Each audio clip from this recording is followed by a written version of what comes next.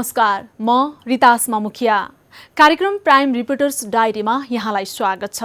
कार्यक्रममा आज हामी विभिन्न विषयवस्तुलाई समेटेर तयार पारिएको रिपोर्ट प्रस्तुत गर्नेछौँ। यो समयमा देश कोरोना संक्रमणको जोखिममा छ।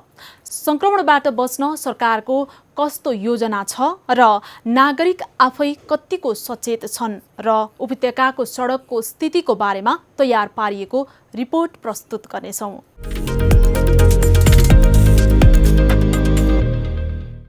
सबैभन्दा पहिला कोरोनासँग सम्बन्धित रहेर तयार पारिएको रिपोर्ट हेरौँ। पछिल्लो समय कोरोना भाइरस परीक्षणको दायरा नबढाइएको, अव्यवस्थित क्वारेन्टाइन र आइसोलेसन अभावको कारण सर्वसाधारणले दुःख पाइरहेका छन्।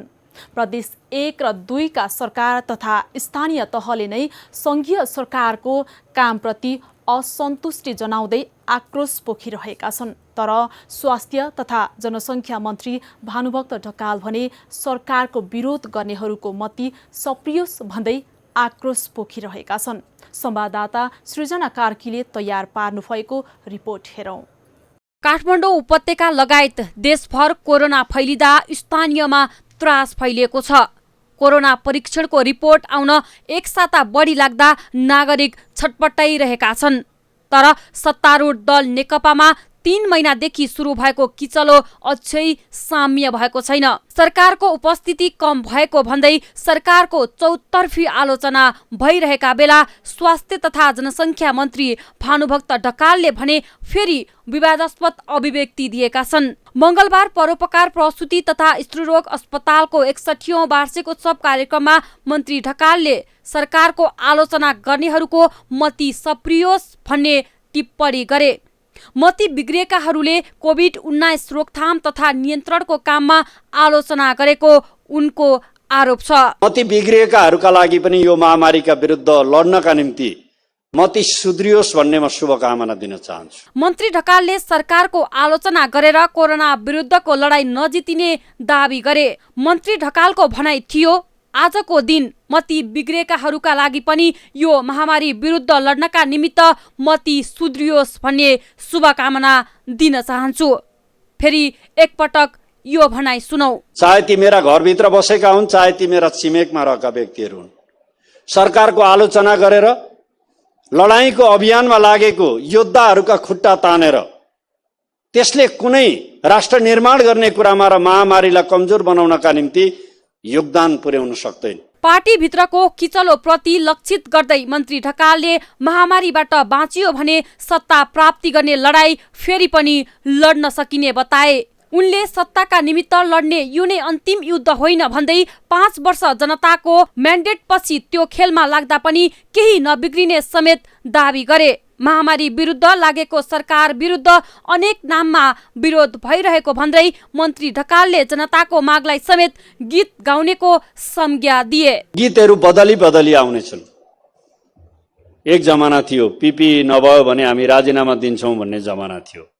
अब त्यसको अभाव छैन भनेपछि अहिले त्यसको गीत बजेन। त्यो पछि पीसीआर परीक्षणको गीत आयो। अब औषधिको आउनेछ र भेन्टिलेटरको गीतहरू आउनेछन्। कोरोना संक्रमण समुदाय स्तरमा देखिए पनि स्थिति सरकारको नियन्त्रणमा रहेको दावी मन्त्री ढकालको छ। स्वास्थ्य सामग्री खरिद प्रकरणदेखि सञ्चारकर्मीले जवाफ माग्दा घरमा पाहुना आएका छन् भने अभिव्यक्ति दिएर विवादमा तानिएका मन्त्री ढकालले फेरि सरकारको आलोचना गर्ने प्रति विवादास्पद अभिव्यक्ति दिएका छन्।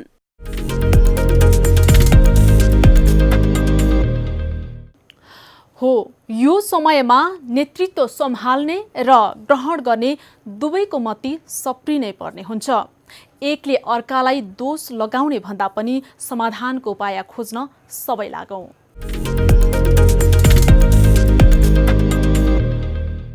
अब हेरौं संक्रमण नियन्त्रणमा सरकारले कतिको निगरानी गरेको छ। काठमाडौँ उपत्यका प्रवेश गर्ने मुख्य नाकाहरू नागढुङ्गा नाका र सागामा चेक जाँच कसरी हुँदैछ? संवाददाता डेभिड पाण्डेले तयार पार्नु भएको यो रिपोर्ट। दर्शकवृन्द, यो नागढुङ्गा चेकपोस्ट हो। यहाँबाट उपत्यका प्रवेश गर्ने र बाहिरिने सवारी साधनहरूलाई चेक जाँच गरिन्छ। यो कोरोनाको कारणले गर्दाखेरि जति त्रास फैलिरहेको छ त्यस पछाडि भने यहाँको चेक जाँच अलि फरक तरिकाले गरिन्छ। यहाँ चेक जाँच सवारी साधनभन्दा बढी पासको गरिन्छ र पासकै आधारमा कोरोना सङ्क्रमित हुँदैनन् भन्ने आधारमा यहाँबाट उपत्यका प्रवेश गराइन्छ। अझ बाहिरिने कुराहरू गर्दाखेरि त बाहिर त जानको लागि न त पास चाहिन्छ न त कुनै चेक जाँच नै हुनुपर्छ। यहाँबाट पास छैन भने यहाँबाट काठमाडौँ उपत्यका प्रवेश पाइँदैन। हजुर के भने यहाँ नाकामा बन्द के भने यहाँ बाहिर जानु पाउँदैन रे। काठमाडौँमा चाहिँ के भने बागमती अञ्चलमा चाहिँ यहाँसम्म चाहिँ ट्याक्सी चल्ने भनेको छ नि, त्यही भएर म यहाँ टिप लिएर आएको। टिप लिएर आउँदाखेरि अनि फेरि तपाईले काठमाडौँ जाँदै हुनुहुन्थ्यो? हजुर सर जाँदै कहाँबाट आउनुभएको? म यहाँ पिपलामोडबाट।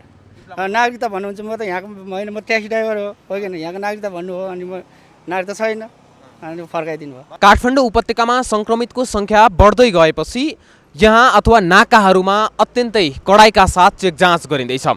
हामीले देख्न सक्छौँ यहाँ ट्राफिक प्रहरी, त्यस्तै जनपद प्रहरी, सशस्त्र प्रहरी समेतलाई यहाँ नाकामा चेक जाँचमा खटाइएको छ। यसरी उपत्यका प्रवेशमा यो जुन प्रकारले कडाइ गरिन्छ, तर यस पछाडिपट्टि देखिने दृश्य भन्ने अलि बेग्लै छन्। यहाँसम्म आएर जसको पास छैन, जसले उपत्यका प्रवेश गर्न पाउँदैन, उनीहरू यहाँसम्म आउँछन्, झर्छन्, केही मिनट अगाडि बढ्छन्, हिँड्छन् उपत्यकातिर र त्यहाँबाट ट्याक्सी अथवा अरू कुनै माध्यमबाट उनीहरू उपत्यका प्रवेश गर्छन्। अब के गर्ने, अब यताबाट ट्याक्सी पाइन्छ हामी त जान्छ सर। यहाँबाट हिँड्दै जाने, ट्याक्सी पाइन्छ। यहाँसम्म अलिकति अगाडिसम्म हिँड्दै जाने, ट्याक्सीमा जाने।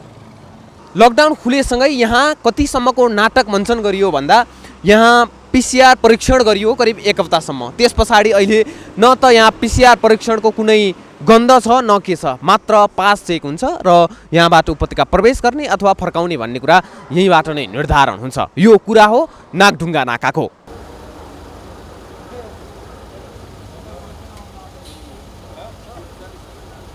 यो साँगा हो जहाँबाट काठमाडौँ प्रवेश गर्ने यो पूर्वको नाका हो। यहाँबाट दैनिक सयौँ सवारी साधनहरू यहाँबाट प्रवेश गर्छन्। तर यहाँ चेक जाँच आज जोर बिजोरको गरिएको छ। अरू खासै यहाँ त्यस्तो बढी चेक जाँच हुँदैन। यद्यपि पास भने यहाँ पनि खोजिन्छ। यहाँ पनि केही दिन अगाडिसम्म 3 दिनसम्म करिब पिसिआर परीक्षण भयो, लामबद्ध तरिकाले पिसिआर परीक्षण भयो, तर उनीहरूको रिपोर्ट नआउँदै उनीहरूलाई फेरि घर पठाउने काम गरियो। जस्तो नागढुङ्गामा गरिएको थियो यहाँ पनि त्यस्तै गरिएको थियो। यहाँ पनि जोर बिजोरलाई कडाइ गरिन्छ। यहाँ पास छैन भने रोकिन्छ र उनीहरू त्यहाँबाट आफ्नो सवारी साधनबाट झरेर केही समय हिँड्छन् अनि फेरि त्यहाँबाट ट्याक्सी अथवा अरू गाडी चढेर फेरि काठमाडौँ उपत्यका प्रवेश गर्छन्। सङ्क्रमितको सङ्ख्या बढिरहेको छ। सङ्क्रमितहरू समुदायमा फैलिसक्यो अथवा कोरोना भाइरस समुदायमा फैलिसक्यो भनेर स्वास्थ्य मन्त्रालयले पनि पुष्टि गरिसकेको छ। तर यहाँ त्यस्तो खालको कुनै चेक जाँच हुँदैन, त्यस्तो खालको कुनै रोकटोक हुँदैन। यहाँ आयो, पास देखायो, होइन भने बहाना मिलाएर प्रवेश गर्न पाइन्छ र यहाँबाट बाहिर जानेको कुरै नगरौँ, केही आवश्यक नै पर्दैन, सवारी साधन लियो अनि बाहिर गए पुग्छ।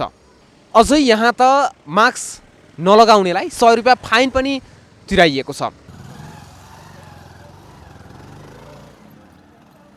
यस्तो अवस्था छ। नाकामा जति कडाइ गर्ने भनेर भनिएको छ, तर अवस्था भने अत्यन्तै भद्रगोल अवस्थामा छ। यसबाट बेलैमा नै सचेत भएर समुदाय स्तरमा फैलिसकेको कोरोनालाई न्यूनीकरण गर्नको लागि हामी सबै एकजुट हुनैपर्छ। प्राइम टाइम्स टेलिभिजनका लागि क्यामेरामा मिलन मगरका साथ डेभिड पाण्डे, काठमाडौँ।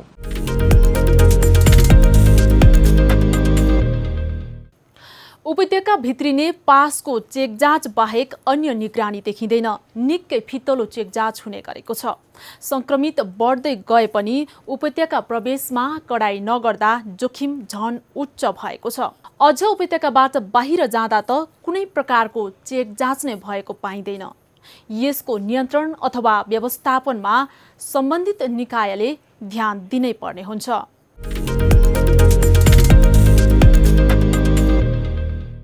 अब सडकको कुरा गरौँ। काठमाडौँको धेरै नराम्रो मध्येको एउटा नराम्रो पक्ष हो अस्तव्यस्त सडक र सवारी अनि धुवाँधुलो। यसको एउटा उदाहरण हो काठमाडौँको चाबहिल क्षेत्रको सडक। लकडाउन अवधिमा उक्त सडक निर्माणले गति लिएको थियो, तर पछिल्लो समय फेरि समस्या देखिएको छ। सम्झौता भएको 4 वर्षमा 6 किलोमिटर मात्र कालोपत्रे भएको थियो भने अहिले काममा व्यापक ढिलासुस्ती हुँदै आएको छ। यो रिपोर्ट। काठमाडौँको चाबहिल क्षेत्रमा सडक मर्मत तथा सम्भारमा ढिलासुस्तीका कारण यात्रु तथा सर्वसाधारणले हैरानी खेप्नु परेको छ। चाबहिल क्षेत्र वर्षामा हिलाम्बे हिउँदमा धुलोमय बन्ने गरेको छ। चाबहिल रिङ रोडमा कुनै विवादका कारण भन्दा पनि ढिलासुस्तीका कारण ढिलाइ भएको हो। पिच गर्न ठेक्का समेत लागिसकेको अवस्थामा कोरोना महामारी र लकडाउनका कारण ढिलाइ हुन गएको सडक डिभिजन कार्यालय काठमाडौँले जनाएको छ। डिभिजनले दशैंसम्म पिच गरिसक्ने दाबी समेत गरेको छ। चाबहिल साँखु सडक खण्डमा पनि वर्षौंदेखि कालो पत्रे तथा ढल व्यवस्थापनको काम हुन सकेको छैन। यसअघि उक्त सडक खण्डमा सम्झौता भएको 4 वर्षमा 6 किलोमिटर मात्र कालो पत्रे भएको थियो भने अहिले काममा व्यापक ढिलासुस्ती हुँदै आएको छ। काठमाडौँ उपत्यका सडक विस्तार आयोजनाको ढिलासुस्तीले उक्त सडक खण्डमा 4 वर्षमा पनि कालो पत्रेको काम सम्पन्न हुन नसकेको हो। समयमा नै सडक निर्माण नभएपछि स्थानीयहरू आक्रोशित भएका छन्। उनीहरूले धुलो र हिलोले आफूहरूको स्वास्थ्यमा पनि समस्या देखिएको बताएका छन्। 20 वर्षदेखि हामीले लगभग यहाँ धुलो धुवा खाएर नै बसिरहेका छौँ। अब माथिको मान्छेहरू आउँछ, भोलि बन्छ, अब 1 महिनापछि बन्छ, 15 दिनपछि बन्छ, मिटिङ हुँदैछ भन्छ, पहिले कसलाई टेन्डर हालेको छ भन्छ। के होइन भने ग्राभेल राम्रोसँग गर्नु पर्यो, नत्र ठुलो उडेको त उडै हुन्छ। मान्छेले जोखिम त त्यतिकै भइहाल्यो, हेर नै थिएन। एक त अब तिनीहरूले न पानी निकालेर गऱ्यौँ, अहिले बन्छ भन्दा भन्दै 6 वर्ष भइसक्यो, अहिले पनि तपाईँको यसपालि पनि बनेन। कोरोनाले गर्दा एक त हामी आक्रान्त भएर व्यापार दिनभरिमा बुहानी पनि हुँदैन, अर्कोतिर यो बाटोले गर्दाखेरि 1-2 जना आएको मान्छे पनि यो बाटोको हिलो धुलो देखेरै आउन मान्दैन भनेपछि हामीले यत्रो भाडा तिरेर आफ्नो व्यवसाय कसरी चलाउने। चाबहिल साँखुको 12 किलोमिटर सडक विस्तार गरेर 4 लेन र दुवैतर्फ फुटपाथ बनाउने योजना सहित 2072 सालबाट काम अघि सारिएको थियो। 2074 सम्ममा सडक विस्तार सक्ने गरी ठेक्का सम्झौता गरिएको थियो। निर्माण कम्पनीले पटक पटक म्याद थप्दै आएको छ। काठमाडौँ उपत्यका सडक विस्तार आयोजनाका अनुसार 1 अर्ब 75 करोड रुपियाँको लगानीमा उक्त सडक निर्माण भइरहेको हो।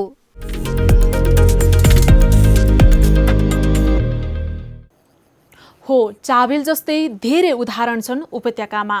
यहाँ बर्खामा हिलाम्बे र हिउँदमा धुलाम्बे हुने सडक गनिसाध्य छैन। चापागाउँ, ढोलाहिटी, टाखिल, लेले, सुन्दरीजल, जोरपाटी लगायतका थुप्रै सडक निर्माण गर्ने बहानामा लथालिङ्ग बनेका छन्। काठमाडौँ उपत्यकाका केही सडक खण्डमा अहिले हिँडिसाध्य छैन, सवारी साधन गुडिसाध्य छैन। यसले गर्दा एकातिर ट्राफिक व्यवस्थापन अस्तव्यस्त भएको छ भने अर्कोतिर दुर्घटना पनि बढ्ने देखिन्छ। अब कार्यक्रममा पालो भएको छ छोटो व्यापारिक विश्रामको। त्यसपछि बाँकी रिपोर्टको साथमा आउने नै छु। हेर्दै गर्नुहोस् प्राइम टाइम टेलिभिजन।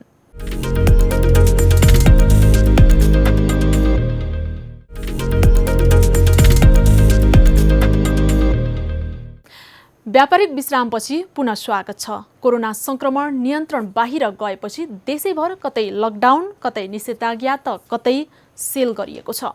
पछिल्ला दिनमा संक्रमितको संख्या बढेपछि काठमाडौँका विभिन्न स्थान पनि सेल गरिएको छ। तर जोखिम कम गर्नका लागि सेल गरिए पनि ती क्षेत्रमा पसल सञ्चालनदेखि मानिसको आवत जावत रोकिएको छैन। संवाददाता लक्ष्मी विश्वकर्माले तयार पार्नु भएको रिपोर्ट हेरौँ। काठमाडौँ उपत्यकामा केही दिन यता कोरोना भाइरसको संक्रमणको जोखिम बढेको छ।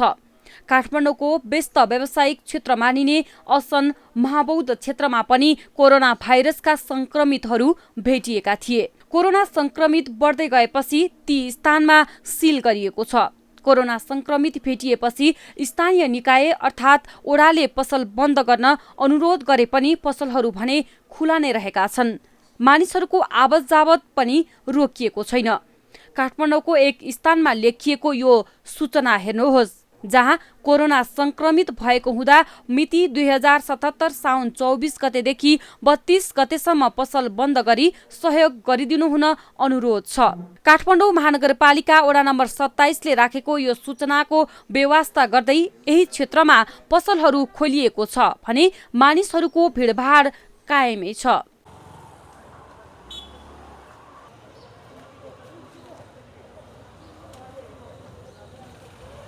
बजार खुल्ला भएका कारण संक्रमणको थप जोखिम भएको स्थानीयहरूले बताएका छन्। विभिन्न स्थानमा ओडाले कोरोना जोखिम क्षेत्रको ब्यानर विभिन्न ठाउँमा टाँगिएका छन्, तर व्यापारीले उक्त अनुरोध अटेर गर्दै पसल खोलिदिँदा जोखिम झन बढेको सर्वसाधारण बताउँछन्।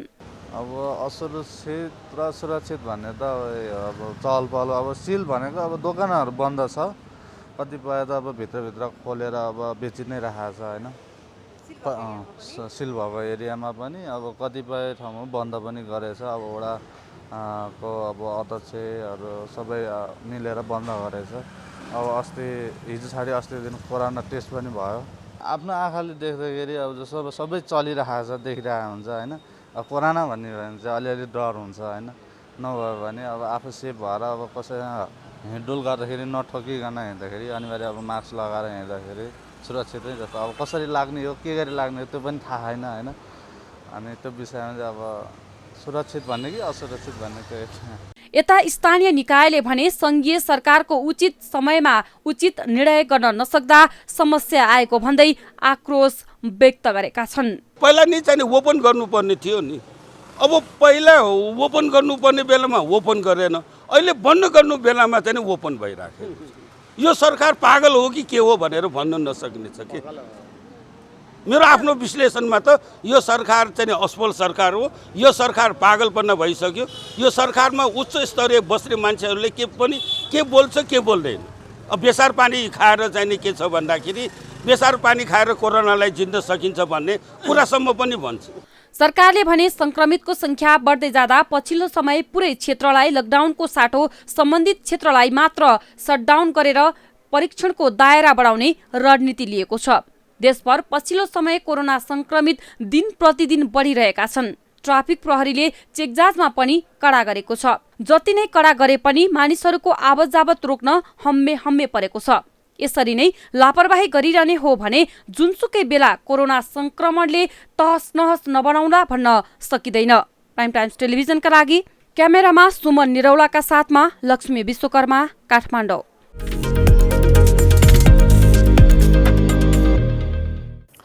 हो, संघीय सरकारले उचित समयमा उचित निर्णय गर्न नसक्दा समस्या भएको हुन सक्छ। तर यो समयमा एकले अर्कालाई दोष लगाएर पन्छिने र अझै लापरवाही गर्ने हो भने स्थिति झन भयावह हुने सजिलै अनुमान गर्न सकिन्छ। स्वास्थ्य र संक्रमणसँग हेलचेक्राइ होइन, सबै सजग बन्नै पर्छ। तर जोखिम बढिरहेका बेला कसैले पनि नियन्त्रणको उपाय अपनाएको देखिँदैन। एक रिपोर्ट। मुलुकमा कोभिड-19 संक्रमणको जोखिम बढेपछि संक्रमण रोक्न काठमाडौँ लगायत संक्रमित विभिन्न स्थानमा पूर्ण लकडाउन र सिल गर्न थालिएको छ। उपत्यका भित्रका 3 जिल्लाका मुख्य व्यापारिक केन्द्रहरूमा कुनै पनि गतिविधि गर्न नदिने सरकारको योजना छ। तर अझै पनि संक्रमणको जोखिमको बेवास्ता गर्दै अधिकांश ठाउँमा मानिसको निकै भिडभाड कायमै छ।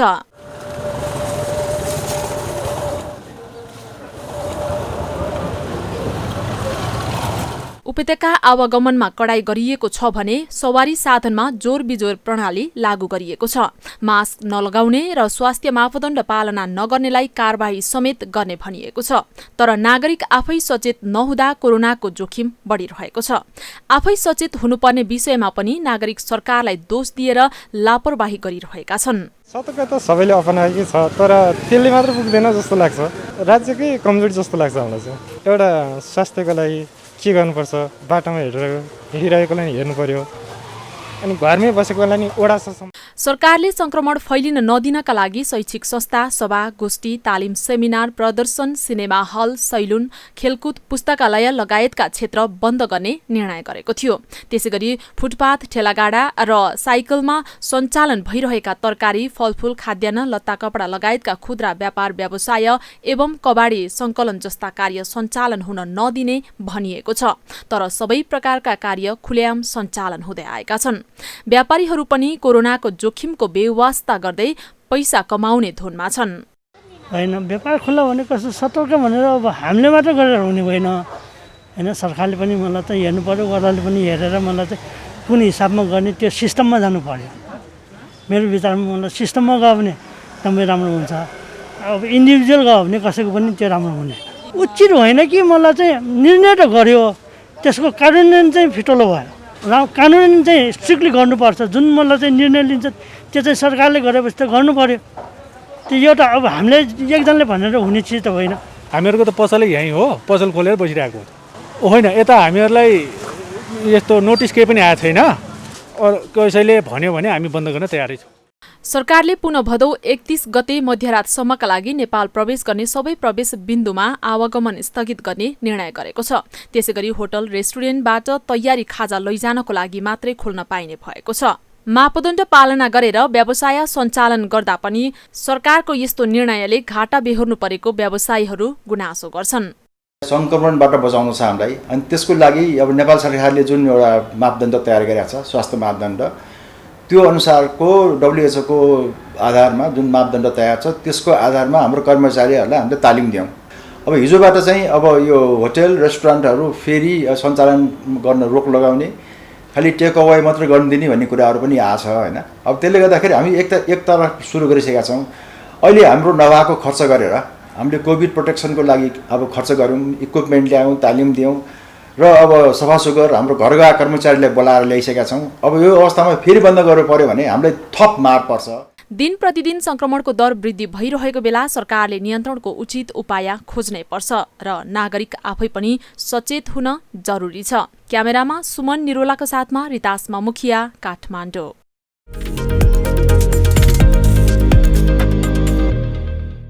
कतिपय स्थानमा नागरिकको लापरवाही बढिरहेको छ नै, तर कतिपय स्थानमा स्वास्थ्य सुरक्षाको मापदण्ड पालना गरेको पनि देखिन्छ। कोरोना संक्रमणको चपेटामा देश रुमल्लिरहेको बेला जोखिम भएको स्थानको पहिचान गरी कडाई गर्नुपर्ने देखिन्छ भने जोखिम कम भएका स्थानमा अनुगमनलाई तीव्रता दिएर व्यापार व्यवसाय विस्तार गर्दै दैनिक गतिविधिलाई अघि बढाउनै पर्ने देखिन्छ। नत्र संक्रमणको जोखिम त छँदैछ, देशले आर्थिक अभावको ठूलो सामना गर्नुपर्ने स्थिति नआउला भन्न सकिन्न। अब हामी कार्यक्रमको अन्त्यमा आएका छौँ। कार्यक्रम हेरिदिनुभयो धन्यवाद। अर्को हप्ता यस्तै सामाजिक विषयवस्तुको साथमा उपस्थित हुने नै छौँ।